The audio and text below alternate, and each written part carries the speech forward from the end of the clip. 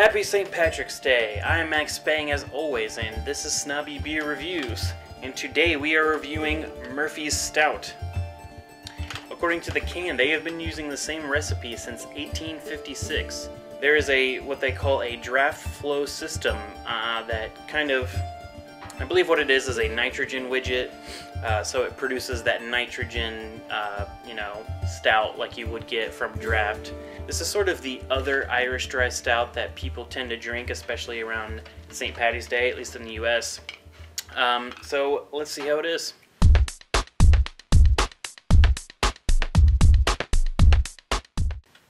Alright, so the aroma for the Murphy Stout. There's quite a bit of like dark chocolate, coffee, stout-like qualities. I would have to say more so, I'm spilling it on myself as I talk, but I would just have to say more so than Guinness, at least the Guinness that I had last year in the bottle. I couldn't pull much aroma from that, but this is actually very nice on the nose. It's got that roasted barley character. It's not as intense as other stouts, but it's definitely there, and it's definitely really nice on the nose.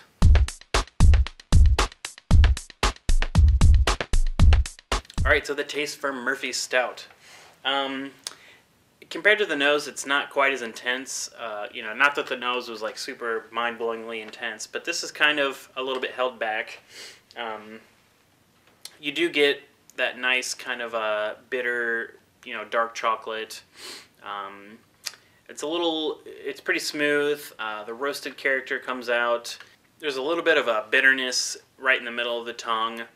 It's not really a hot bitterness, but sort of like a, just kind of that like roasted, burnt, that kind of like burnt chocolate almost kind of bitterness. It's very nice.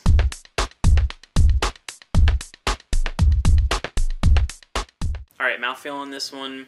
As you'd expect from a beer that has a nitrogen widget in there.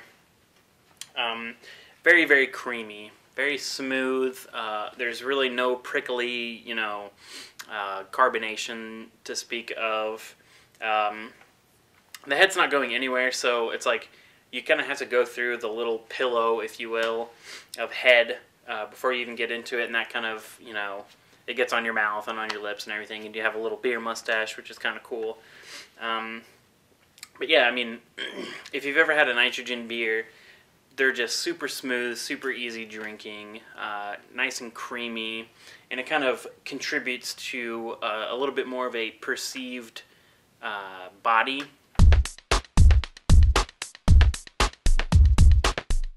Alright, as for the score for Murphy's Stout, I'm actually going to go with a 3 out of 5 on this one. This is pretty nice. It's better than I expected. I think it has a lot more flavor than Guinness. Not to, put these two against each other, but, calling a duck here, people go to Guinness when they think of St. Paddy's Day. So is this the Guinness killer? Yeah, maybe. I mean, it's not, mind-blowing. It's not, the greatest thing since sliced bread, but, I mean, it's definitely a solid stout. Lots of flavor, considering it's only 4%. I mean, easy drinking. You could certainly pound these down. But yeah, the nitrogen is great. It's just a really nice beer. That wraps it up for Murphy's Irish Stout, or Irish Dry Stout. Draft style stout, according to the bottle.